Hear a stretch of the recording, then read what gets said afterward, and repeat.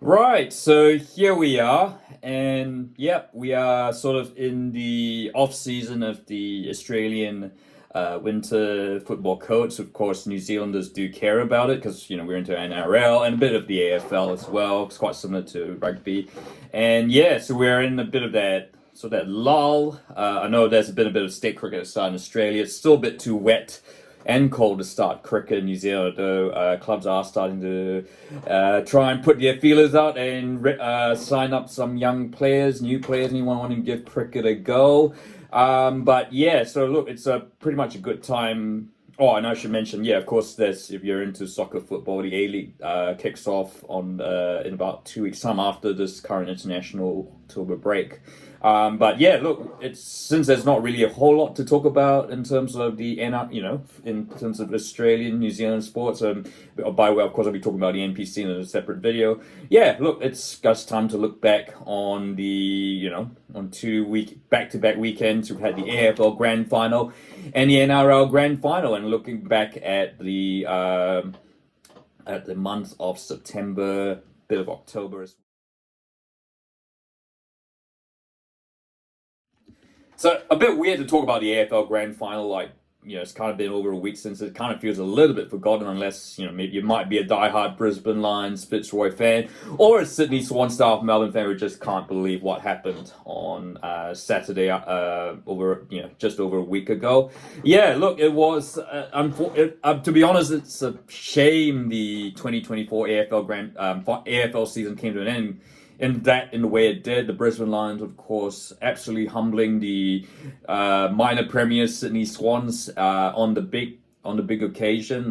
Yeah, unfortunately, yeah, it was just not much of a contest. I guess, yeah, look, I mean, that Saturday I was actually really crook, so I watched bits of it, and then we watched the rugby, but really, yeah, look, I mean, but it was. Yeah, look, the grand final was pretty much over before Katy Perry even came on. So yeah, look, I mean, you got to give credit to the Brisbane Lions. Look, they came out. You got, of course, remember that the year before, of course, they really failed to show up against Collingwood, and so this Lions team, still young, look, and really hungry. They came out and really, really. It really was the only show under the spotlight. Will Ashcroft, comes from a great AFL pedigree and deservedly won the, MVP award, the Norm medal on the day. Will Ashcroft, yeah. So and you've got someone like Kai Lommen who, with his blonde locks reminds you, rugby fans would recognize through Faf de Clare. Yeah, with Kai Lommen, I'm sure he'll be getting a few more Head and Shoulders ads after this. Yeah, look, it wasn't just Ashcroft, Lommen, although they were certainly the standouts of the Lions on the day. But yeah, those two will certainly, the Brisbane line. It kind of feels like the Lions might be, they could, if they can keep this going. I know Christian Fagan has worked really hard to get this team there. But look, if they can keep this going, who knows?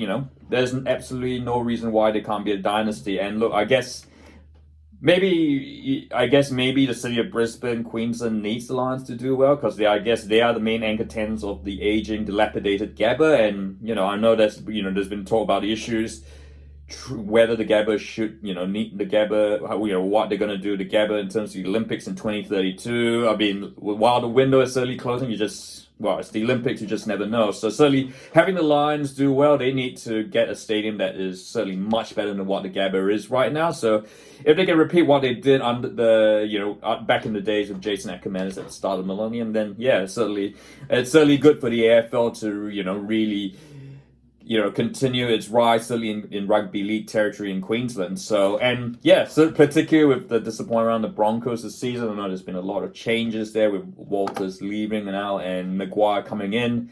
Yeah, I mean, if the Lions and Broncos can dominate, yeah, it will certainly be really, really grand times for Brisbane sports. So yeah, as for the Swans, well, it is yet another grand final and another opportunity lost, really. Look, they had injuries. Certainly losing their captain on the eve of the AFL Grand Final was not good, but they had so much quality in there to really compensate, the fact that they romped away with the minor premiership.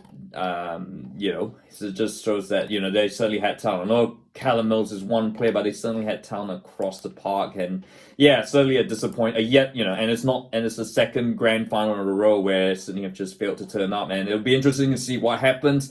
The season, of course, after Sydney got walloped by Geelong, they went on to miss the finals, had one of their worst seasons. So are they the ultimate yo-yo club? We shall see. So certainly a lot to watch this space. I mean, there's the Petrarca saga's come back again. Even it feels like, he said he was going to sign the Demons, but apparently that's not the case. So so we look at it off season and and perhaps the March seems like a long time away.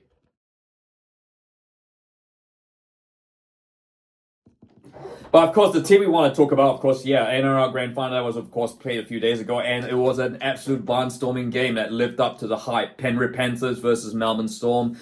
Sort of a repeat of the 2020 Grand Final, and undoubtedly the two best teams. To be honest, the NRL Finals kind of felt like sort of like we were just really waiting for the Grand Final to come. Particularly the the prelim finals, both Panthers and Storm just absolutely outclassed the opposition. Or the Sharks gave a really good account against the Panthers in that, but ultimately the Panthers just showing why in that game and in this game why.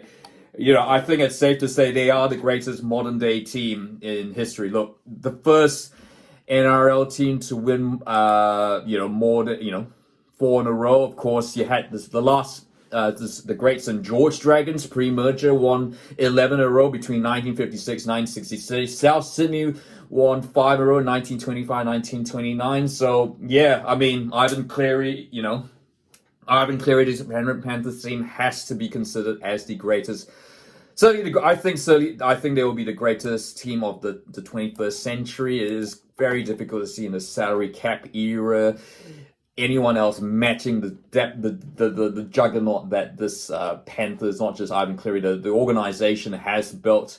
And it is, I personally think, I know the Panthers, they will have their detractors, certainly from Eels fans, certainly the rest of the NRL, thinking the Panthers are a bit like the Manchester City, Bayern Munich, Kansas City Chiefs of the NRL. They've kind of made it, just they keep winning because they keep winning. They've made it boring. But look, that is, you have to, with the concerning the salary cap and what they've done, I think is something that has to be celebrated. Just the way they've organized.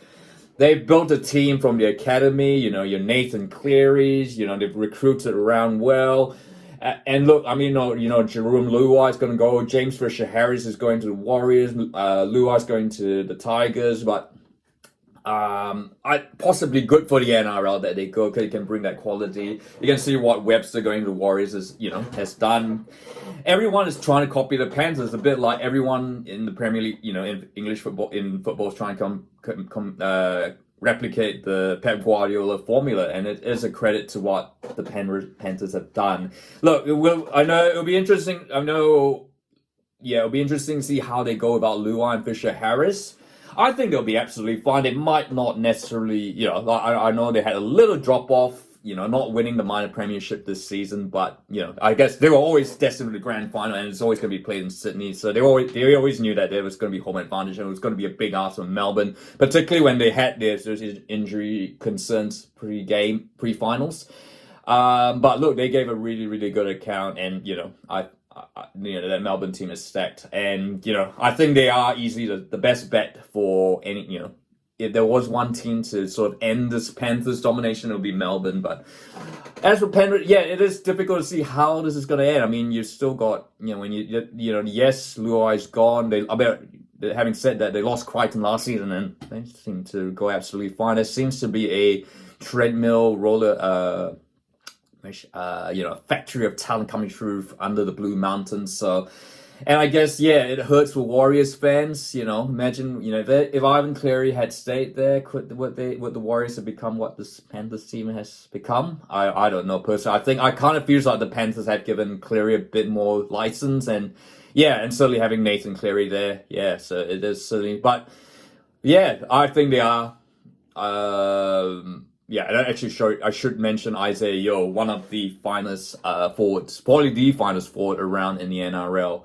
But look, certainly, yeah, I think, in short, yeah, I think it's not hyperbolic to say that this Penrith Panthers team from the 2019 to this current time is possibly the greatest modern day NRL team of all time. But yeah, and it was an absolute cracking final, low scoring, but the intensity was high.